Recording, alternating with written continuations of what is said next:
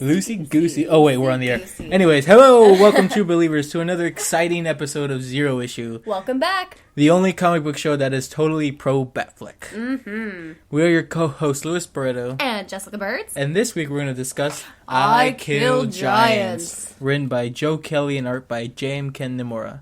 So let's find out what this book is about. Now, this is a 7-issue limited series published in 2009 by Image Comics. The comic is the story of a little girl named Barbara, who seems ordinary. Yeah, besides the fact that she wants to kill giants. Right, I forgot to mention that. Yeah, small little detail.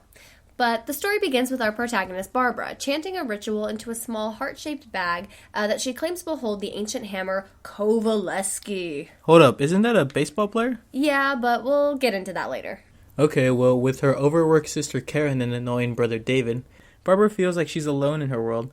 That is until she meets Sophia. She's got a thing for not going upstairs too, right? Yeah, I don't want to talk about it right now. But anyways, so Barbara doesn't really like Sophia at first. She kind of just casts her off as another one of those annoying girls that she sits next to on the bus. But after helping Barbara in a fight with Taylor, the school bully, her trust and love for Sophia begins to grow. Aww. She also has trust issues with her school psychiatrist, Miss Small, who constantly tries to get Barbara to open up, but gets denied every single time.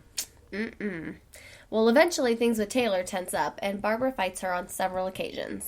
As the book continues, we start to see more signs of some kind of impending doom, and Barbara knows something big is coming.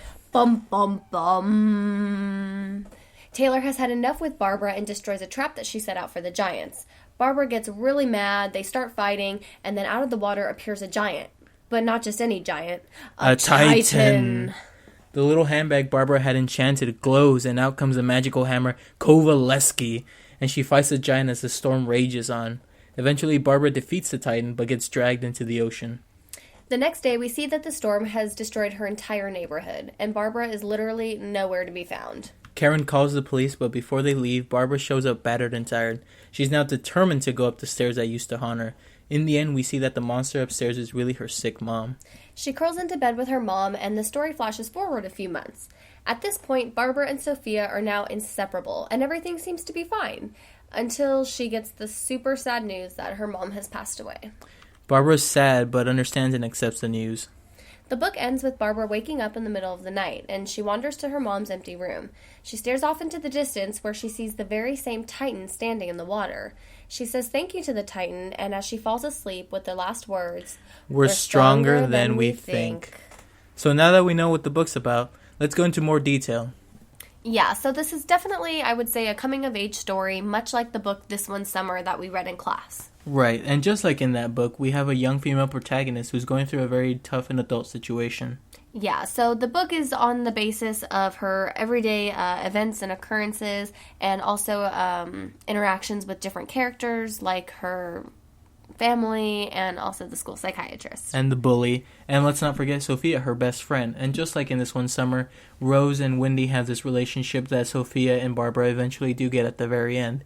But Barbara is just a tough girl, and so it's a struggle for her to be friends with anybody. Right. She's very off-putting into herself until the end of the book, when she really starts to develop more. Right. She's always confined to herself, and she's always chanting about Kowaleski, which brings us to that next topic, whether or not Kowaleski and the Titan were even real. Right, because in some instances, we see Kowaleski being the Warhammer, and it's actually just a baseball bat keychain. And then in other panels, it turns into this big, huge Warhammer that she uses to defeat the Titan. So we're kind of left as a reader uneasy on that, as to whether it's real or not. Yeah, and just like the Titan, we think it's all in her imagination, just like the pixies and the little fairy tale creatures that she sees. But in the end, when she has this big fight with Taylor the bully, the Titan appears to everybody, and now Barbara's left facing this giant creature all by herself. But at the same time, there's also this big storm going on, and so we're not sure whether it's the storm itself or a Titan that actually existed at that moment of time. Right, and now let's talk about the storm for a little bit, because weather has definitely come up a lot in this book, and there's a lot of references to weather, and also her emotional state. Yeah, I think the weather definitely parallels the emotional state at the story, so it gives a good interplay between the art and the actual text that's going on. Right, we see a lot of grays, because this book is in black and white.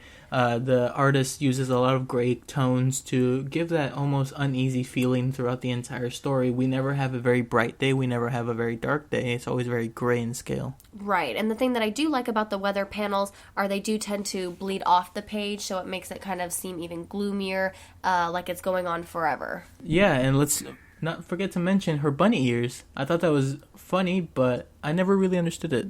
Yeah, well, I think it definitely helps with the character progression. In the beginning of the story, we see Barbara with these bunny ears, and I think kind of it's used as a security blanket for her. And then towards the end of the story, we see that she kind of gets rid of the bunny ears, and they're no longer a problem, and she's kind of able to interplay and mingle with other characters in the story.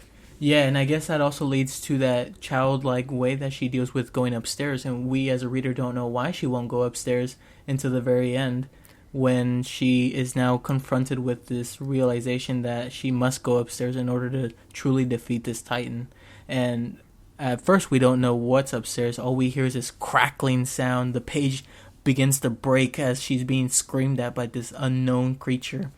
And it's just a wailing sound, right? Right, kind of like a Barbara. Well, at least that's kind of how the artwork is playing with the text, which is another good interplay there. You know, it's got a lot of jagged line, which really kind of sets the mood for the story. Yeah, but eventually the wording itself becomes smaller and more natural when she does finally realize what is upstairs. And it's not a creature, but it's her mom. And so it was her trying to deal with her mom's passing, and now when she defeated this Titan, she can now defeat this obstacle of fear and go upstairs and finally connect with her mother. Right. Now, as far as reading the comic, I thought it was a really quick read. I did read it a couple times. The first time, it took me a little bit because I wanted to look at the pictures, but I think definitely the second time around, it was a really quick read for being 7 issues. I felt the same way. I reread the book a few times. My first time around, it maybe took me a couple hours. The second time, it took even less. It's a book that seems to be pretty thick, but I went through it pretty quick. Yeah, and the thing that I like most about this book is I'll revert back to the artwork. Definitely the panels, how everything looks very natural, hand-drawn. It almost, even though it is all gray, like we were discussing earlier, it does kind of have that watercolor texture to it, and all the characters are more on the realistic side, which is nice too. Right, and we also have that conventional and unconventional play of panels. We have splash pages every so often. We see panels that are broken and panels that are jagged when there's more emotion and more impactful settings and scenes that they really want to focus on. Right, and I think the panels that were most successful were actually where they had big storms and the weather, and when the giant comes out, because there's a really good contrast between darks and light that really captures a lot of emotion. Right, the scenes with the Titan are very important, very climactic scene, and so we get a lot of dark, brooding colors and a lot of action scenes where Barbara has to fight this Titan. And it's overall just a very well done book. I think the art is fantastic in it, and the writing is very well done too. Right, I would agree. I definitely think it's more of a preteen, teenager type, young adult book, as we would say. But it was definitely really good, had a lot of surprises. It was sarcastic, it was funny, but it was also emotional and kind of tugged at your heartstrings, which I think was probably why it's such a good book and why we wanted to review it in the first place. Right. All right, kids, I think that's all the time we got here at Zero Issue. We're your co-hosts, Louis Barreto. And Jessica Birds. And remember, kids, we are Groot.